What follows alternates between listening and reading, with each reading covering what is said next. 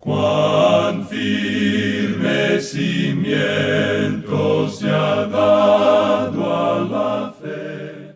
A través de la Biblia, un análisis de la Biblia libro por libro que le ayudará a crecer espiritualmente. Estos estudios fueron diseñados por el Dr. J. Vernon McGee. Acompáñenos en este fascinante recorrido a través de la Biblia. La palabra de Dios. ¿Qué pecado le ha dificultado en su vida? El pecado que siempre le hace tropezar. ¿Qué tentación le resulta más difícil de resistir? El estudio de hoy responde a estas difíciles preguntas y nos lleva a través de algunos pasajes importantes al final del capítulo 3. Así que tome su Biblia y ábrala en Hebreos capítulo 3, versículo 10, y oremos al comenzar nuestro estudio juntos. Padre, gracias por tu palabra que nos enseña e instruye. Bendice a todos los que nos acompañan hoy. Mientras escuchamos y aprendemos, ayúdanos a hacer tu luz en este mundo oscuro. Que tu Espíritu nos conduzca y guíe mientras caminamos contigo. En el nombre de Jesús oramos. Amén. Con nosotros, nuestro maestro Samuel Montoya, guiándonos y dirigiéndonos en el estudio bíblico de hoy. Regresamos hoy, amigo oyente, al capítulo 3 de esta epístola a los Hebreos que venimos estudiando, y encontramos aquí una de esas señales de peligro que presentamos anteriormente y que es la segunda que tenemos aquí en este libro, en esta epístola. Tenemos aquí el peligro de dudar de Dios. El escritor habla aquí de aquellos que ya han sido salvos, pero que no están entrando en las bendiciones de la vida cristiana, y ellos dudan de Dios, y como resultado de eso, están teniendo una experiencia similar a la del desierto. El escritor lo compara con la experiencia de aquellos creyentes de entonces, con los creyentes que fueron redimidos de Egipto, pero esa generación murió en el desierto. Ellos nunca entraron a las bendiciones de Canaán, y Canaán, digamos de paso, no es la muerte del creyente, como creen muchos. Hay muchos que cantan en las tormentosas riberas del Jordán. Amigo oyente, si usted ha podido observar alguna vez el río Jordán, no es algo muy tormentoso que digamos. Es algo muy pequeño, con aguas sucias que no impresionan mucho. Amigo oyente, el cruzar el Jordán no tiene nada que ver con su muerte o con la mía. Tiene que ver con la muerte de Cristo. Y nosotros entramos por la fe. Nosotros somos salvos por la fe. Andamos por fe. Ese es el mensaje que encontramos en la epístola a los Romanos, así como también el mensaje de la epístola a los Gálatas. Ahora aquí, el escritor habla de reposo. Tenemos el reposo de la redención. En realidad se menciona 5 clases de reposos diferentes.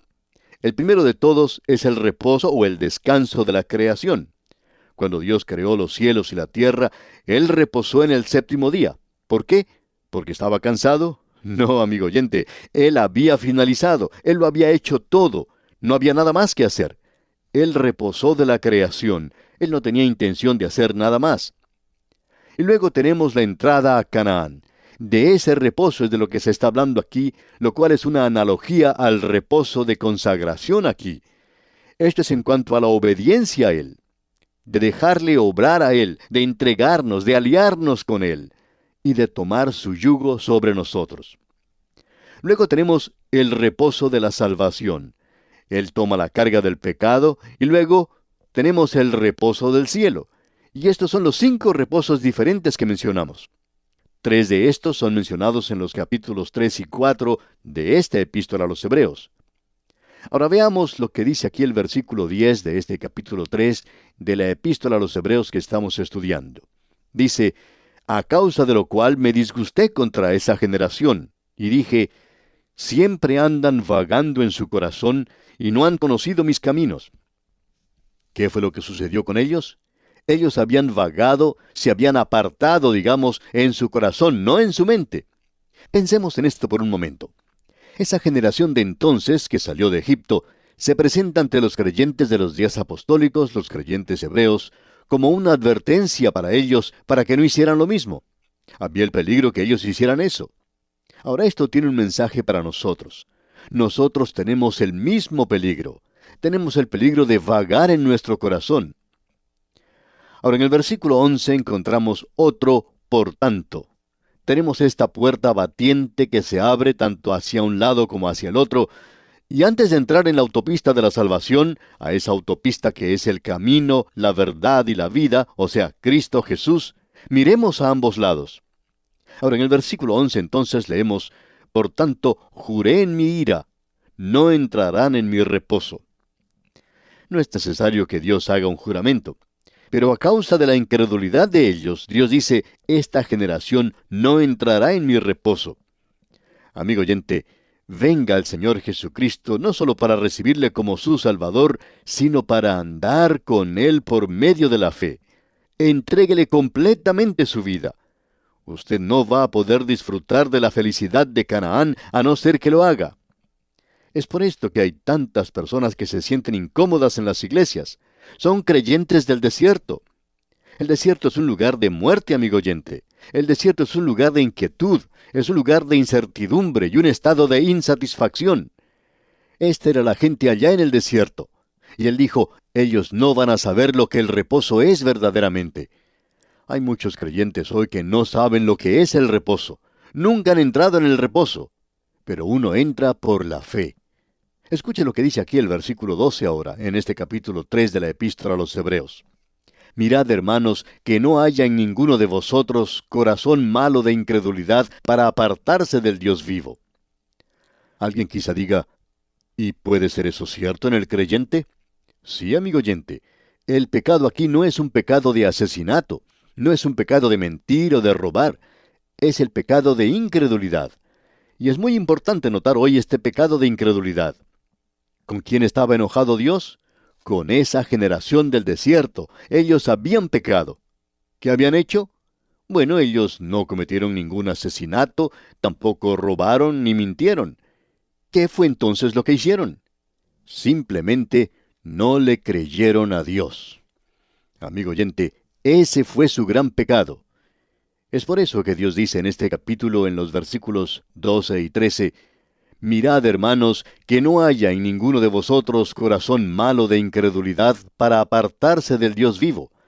Antes exhortaos los unos a los otros cada día, entre tanto que se dice hoy, para que ninguno de vosotros se endurezca por el engaño del pecado. Esto tiene un significado directo para nuestra entrada a las bendiciones como creyentes, pero en realidad es la incredulidad del corazón lo que le está robando a la gente la salvación. Alguien quizá diga, bueno, ¿qué nos puede decir en cuanto a los problemas que muchas personas tienen en el mundo? Ellos dicen, bueno, yo tengo ciertos problemas. Tengo algunos problemas intelectuales. No queremos hablar de una forma grosera, amigo oyente, pero permítanos decirle que usted no tiene ninguna clase de problemas intelectuales. Y usted dice, bueno, que en cuanto a esa historia de Jonás, que en cuanto a esa historia de Noé, yo tengo problemas con eso.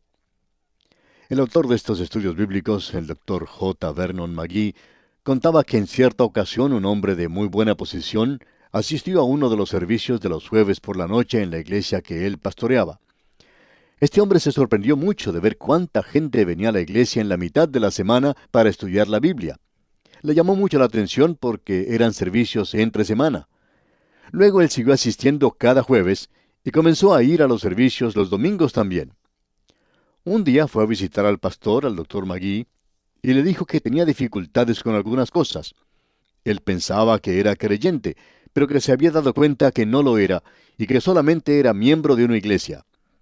Él dijo que tenía algunos problemas intelectuales, y citó como ejemplo la historia de Jonás. Decía que era imposible para él creer que un hombre pudiera vivir 3 días y 3 noches dentro de un gran pez. El Dr. McGee entonces le preguntó, ¿y quién le dijo a usted que un hombre puede vivir 3 días y 3 noches dentro de un pez? Y este hombre dice, ¿no dice la Biblia eso? He escuchado a muchos predicadores decir eso. Bueno, le contestó el Dr. McGee, mi Biblia no dice eso. Y mostrándole en el libro de Jonás, le dijo que Jonás había muerto, y que estuvo allí por 3 días y 3 noches, porque el Señor Jesucristo dijo que como Jonás estuvo dentro del pez, así era como iba a suceder con el Hijo del Hombre. Él estuvo muerto. Y le dijo a ese hombre que si él iba a tener problemas con la resurrección de Jonás, entonces iba a tener problemas también con la resurrección de Cristo. Y este hombre dice, bueno, yo no sabía que había sido así. Ya no existe ningún problema para mí entonces. Y el doctor Magui le preguntó luego si tenía otro problema intelectual. Y este hombre dijo, bueno, quizá no lo tengo. Pero mirándole fijamente, el doctor Magui le dijo, ¿qué pecado tiene usted en su vida que no le deja llegar a Cristo? Este hombre se sonrojó mucho y dijo, ¿le ha estado hablando de mí alguien? Y el doctor Magui le contestó, no, solo sé que su problema intelectual es un problema del corazón. Y este hombre dice, ¿y qué quiere decir con eso? Y el doctor Magui le contestó, bueno, no es un problema intelectual el que le está estorbando a usted para que venga a Cristo. Hay algo en su vida que no le permite hacer eso. Y ese hombre entonces puso sus manos en su rostro y lloró y dijo, estoy pagando el alquiler de un apartamento para mi secretaria y yo paso mucho tiempo allí con ella. Y el doctor Magui le dijo, ¿sabe su esposa en cuanto a este asunto? Y él le respondió, no, no creo que nadie sepa en cuanto a esto. Lo he guardado como un secreto más bien. Entonces el doctor Magui le dijo, ese es su problema, ¿verdad? Usted no quería abandonar a su secretaria por Cristo. Y este hombre levantó su rostro y dijo, sí, lo voy a hacer. Y ese hombre allí mismo decidió dejar de pagar el alquiler por el apartamento de la secretaria y hasta la despidió del trabajo. Ella le amenazó con hablar y contar todo, pero después de todo ella tampoco podía hablar mucho, de modo que tuvo que cambiar su forma de pensar y no lo hizo. Y ese hombre se arrodilló entonces allí mismo en la oficina del pastor, del doctor Magui, y aceptó a Cristo como su Salvador personal. Amigo oyente, después de estar en esto por muchos años, sabemos que no hay problemas intelectuales. Lo que existe son los problemas del pecado. Quisiéramos ahora observar lo que dice un pasaje de las Escrituras. Vamos a leerlo porque quisiéramos que usted vea algo. Y tiene que ver con Moisés. En la segunda epístola a los Corintios, capítulo 3, versículo 6, el apóstol Pablo dice, el cual asimismo nos hizo ministros competentes de un nuevo pacto, no de la letra, sino del Espíritu, porque la letra mata, mas el Espíritu vivifica. Usted sabe que la ley le condena, pero solo el Espíritu Santo puede darnos vida. En el versículo 7 leemos, y si el ministerio de muerte, grabado con letras en piedras, fue con gloria, aquí está hablando de los 10 mandamientos, era glorioso. Pablo no está diciendo que no era glorioso, porque lo era en realidad. Y continúa, tanto que los hijos de Israel no pudieron fijar la vista en el rostro de Moisés a causa de la gloria de su rostro, la cual había de perecer. Esa gloria iba a desaparecer. Y luego él continúa y dice en el versículo 11, porque si lo que perece tuvo gloria, mucho más glorioso será lo que permanece. Es decir, que él está presentando un contraste aquí. La gloria de la ley hizo que el rostro de Moisés resplandeciera. Cuando él bajó del monte, demostraba la gloria que había en la ley.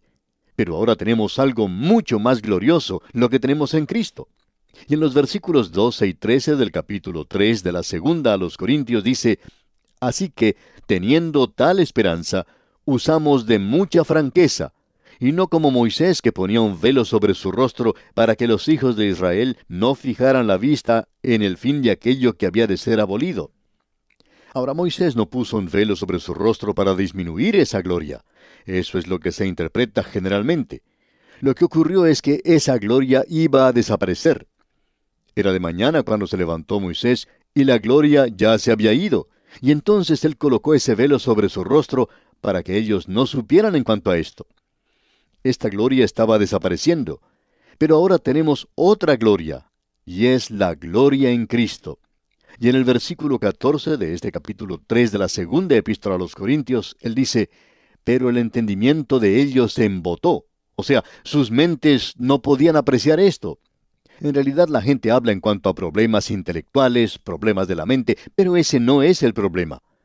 Y el apóstol sigue diciendo aquí en este versículo 14, porque hasta hoy, cuando leen el antiguo pacto, les queda el mismo velo no descubierto, el cual por Cristo es quitado. En el versículo 15 leemos, y aún hasta el día de hoy, cuando se lee a Moisés, el velo está puesto sobre el corazón de ellos. El problema con el hombre no está en su intelecto, amigo oyente. El problema es un problema del corazón, es un asunto del pecado, y el pecado, amigo oyente, y decimos esto considerando la gran cantidad de personas que nos escuchan, no sabiendo quién es usted realmente. Pero entre los muchos que nos escuchan, hay algunos que no han llegado a conocer a Cristo todavía, y lo que los mantiene a ellos lejos de Cristo no es algo intelectual, sino que es un pecado en su vida, y que usted no quiere abandonar. Ese es su problema. Esa es la dificultad que usted afronta. En el momento en que su corazón esté listo a abandonar eso, en ese mismo momento sus problemas desaparecerán. Él quitará ese velo de su mente, y usted puede ir a Cristo y ser salvo. Escuche ahora lo que dice el versículo 16 del capítulo 3 de la segunda epístola a los Corintios. Dice, pero cuando se conviertan al Señor, el velo se quitará. Aquí está hablando del corazón. Allí está el problema. El velo se quitará.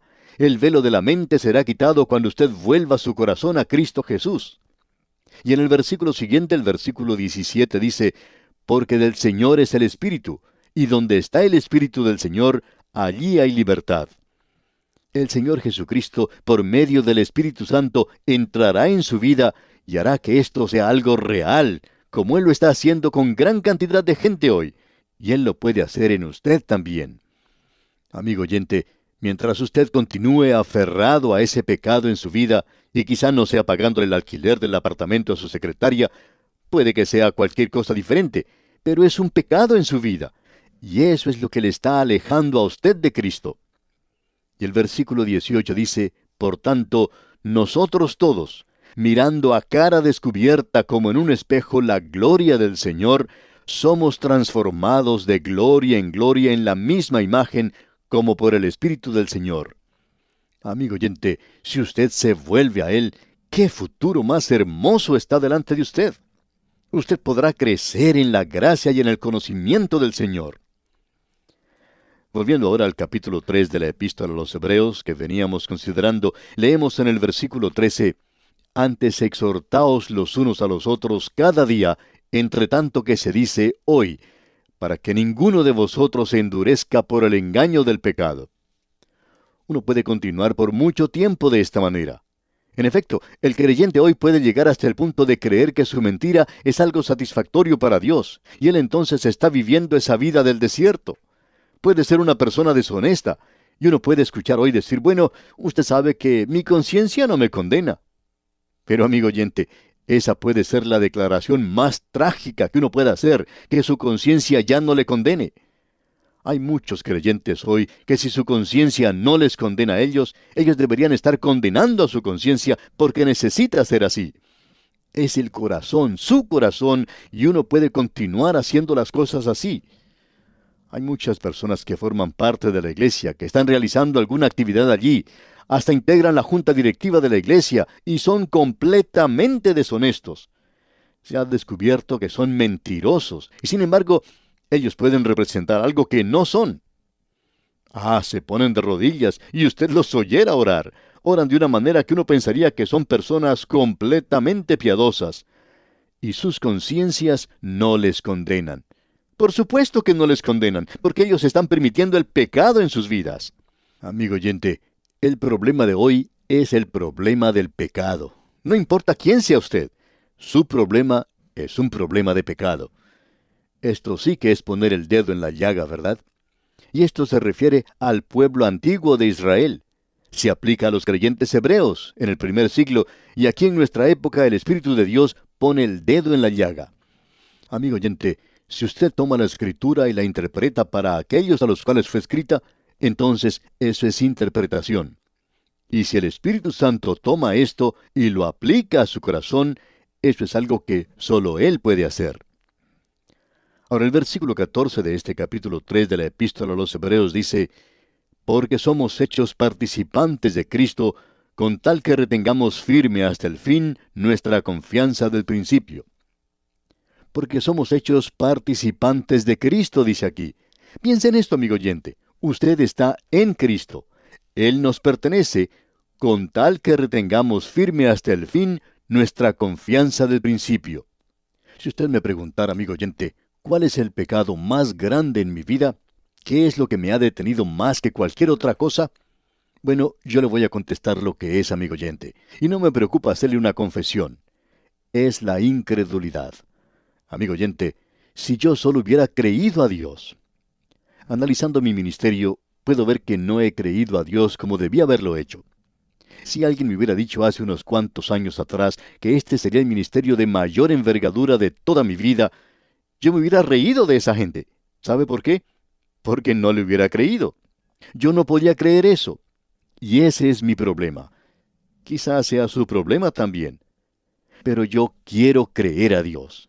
Y si hay algo que yo quiera hoy sobre todo lo demás, es el creer a Dios. Quiero confiar en Él. Quiero entregar mi vida completamente a Él. Ah, si yo pudiera hacer eso completamente, entregársela a Él. Hay muchas personas que tienen mucho temor de viajar en avión. Estas personas que se ven obligadas a hacer viajes se preocupan tanto que nunca descansan en el avión.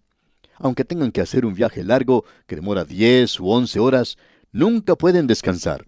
Siempre están preocupadas y se mantienen despiertas para de esa manera ayudar al piloto a guiar ese avión. Por supuesto que no es mucho lo que pueden hacer desde su asiento. Sin embargo, no pueden dormir. Una de esas personas en cierta ocasión oró al Señor para pedirle que le ayudara a él a combatir esto. Le pidió a Dios que le permitiera descansar en Él, reposar en Él. Y amigo oyente, Dios contestó de forma maravillosa. Dios permitió que esta persona durmiera como un niño, aunque el avión se encontraba volando a 14,000 metros de altura. Dios permitió que esa persona durmiera a bordo de un avión, cosa que nunca había podido hacer anteriormente. Eso fue en realidad una pequeña victoria. Quizá no sea mucho para otras personas, pero fue un gran triunfo para esa persona. Qué maravilloso este pasaje de la Escritura, amigo oyente, que hemos considerado hoy. Tiene un gran mensaje para nosotros. Ah, amigo oyente, que usted y yo también podamos confiar completamente en Dios. Y aquí nos detenemos por hoy. Que Dios le bendiga en gran manera es nuestra ferviente oración. Muchas gracias al maestro Samuel Montoya.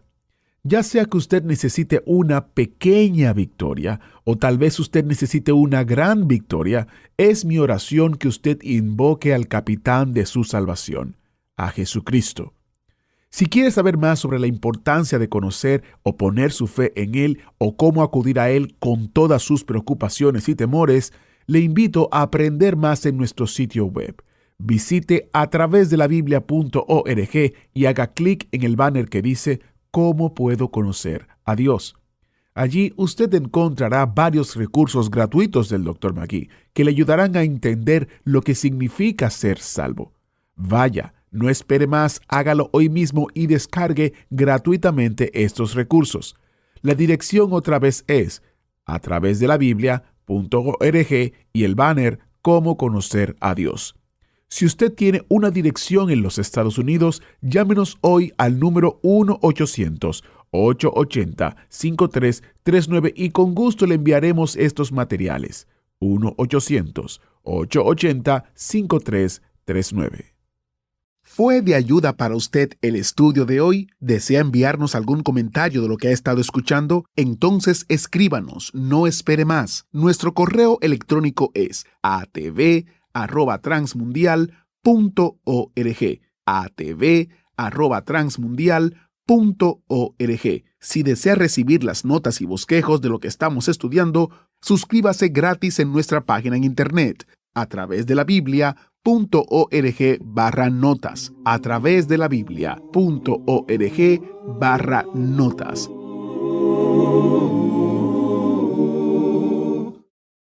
Muchas gracias por su sintonía.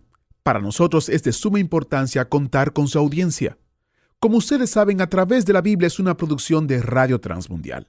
Por más de 20 años, Radio Transmundial ha publicado un devocional para todo el año llamado Alimento para el Alma.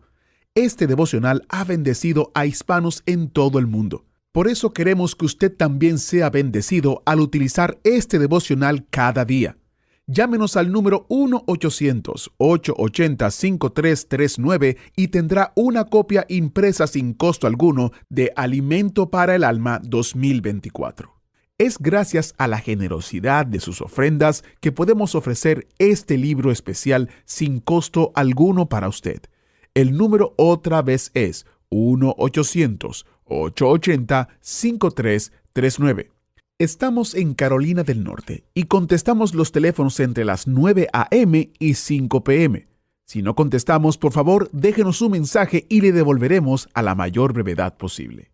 Es vital para nosotros contar con sus oraciones y también queremos orar por usted. También contamos con sus ofrendas y donaciones que hacen posible que este ministerio continúe llevando la palabra entera al mundo entero. Si quieres ser parte de nuestro grupo de oración o si quieres ser parte de nuestros hermanos que colaboran fielmente para este ministerio, solo debe de llamarnos 1-800-880-5339 y con mucho gusto le atenderemos. Cuando nos llame, recuerde que estamos en la costa este de los Estados Unidos, en Carolina del Norte, y tomamos las llamadas desde las 9 de la mañana hasta las 5 de la tarde. Derramó su sangre carmesí.